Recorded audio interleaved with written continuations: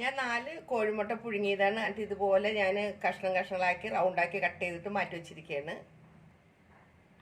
മഞ്ഞൾപ്പൊടി, ഉപ്പ്, കാശ്മീരി മുളക് പൊടി, ലേശം വെളിച്ചെണ്ണ കൂടി ഒഴിച്ചിട്ട് ഇതൊന്ന് മിക്സ് ചെയ്തെടുക്കട്ടെ. അപ്പോൾ അതേ ഇതിലെല്ലാം ഞാൻ മസാല പരട്ടി വെച്ചിട്ടുണ്ട്. നമുക്കിതൊരു 5 മിനിറ്റ് റെസ്റ്റ് ചെയ്യണം.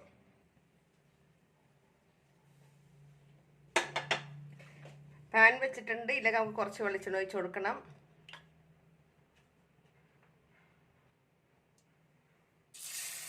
അപ്പോൾ മുട്ടകൾ ഇങ്ങനെ ഞാൻ എല്ലാം ഒന്നിങ്ങനെ പെരക്കി വെക്കട്ടെ.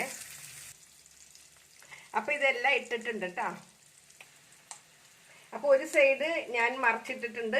അപ്പോൾ 2 സൈഡും ശരിയായി വരുമ്പോഴേക്ക് ഞാൻ അതിൽ നിന്ന് കോരിയെടുക്കും. ആ എണ്ണയിലോട്ട് തന്നെ ഒരു വലിയ സവാള, പച്ചമുളക്, 2 അല്ലി വെളുത്തുള്ളി, ഒരു കഷ്ണം ഇഞ്ചി, അതുപോലെ തന്നെ കുറച്ച് അണ്ടിപ്പരിപ്പ്, ഇതെല്ലാം കൂടെ ഒന്ന് നല്ലപോലെ ഒന്ന് വഴറ്റിയെടുക്കണം. മൊരിയണ്ട. അപ്പോൾ ഇത് വാടിയിട്ടുണ്ട്, മൊരിയണ്ട.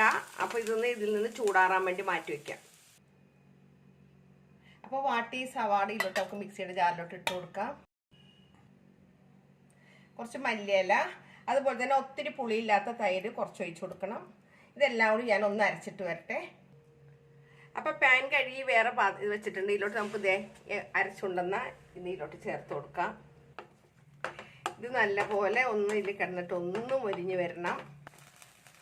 കറിവേപ്പില ഇട്ട് കൊടുക്കാം. കാശ്മീരി മുളക് പൊടി, മല്ലിപ്പൊടി, മഞ്ഞൾപ്പൊടി, കുരുമുളക് പൊടി, മസാലപ്പൊടി ഇതെല്ലാം കൂടെ ഒക്കെ ഒന്ന് യോജിപ്പിച്ചെടുക്കണം.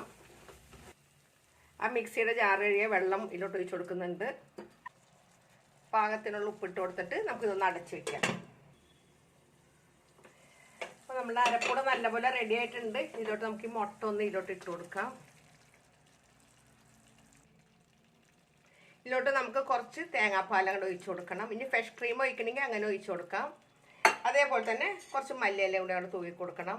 എന്നിട്ട് വീണ്ടും ഒന്ന് ജസ്റ്റ് ഒന്ന് അടച്ച് വയ്ക്കാം. അപ്പോൾ നമ്മളുടെ കറി ഇവിടെ റെഡി ആയിട്ടുണ്ട്. ഓഫ് ചെയ്യാം.